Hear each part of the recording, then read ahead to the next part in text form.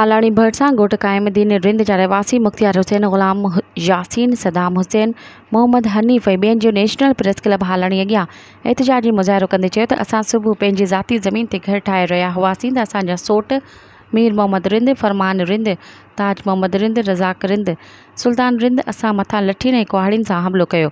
असांजा माण्हू ज़ख़्मी थी पिया ऐं असां सां नाजाइज़ी करे रहिया आहिनि ऐं असां हालानी थाणे ते पहुतासीं। हालानी SHO क़ुर्बान कलवड़ असांजी NC बि दाख़िल न कई।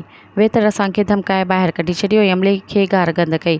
असां IG सिंध SSP नौशर फिरोज़ खां अपील कयूं था त असां सां इंसाफ़ कयो वञे, जवाबदार गिरफ़्तार करे तहफ़्फ़ुज़ ॾिनो वञे।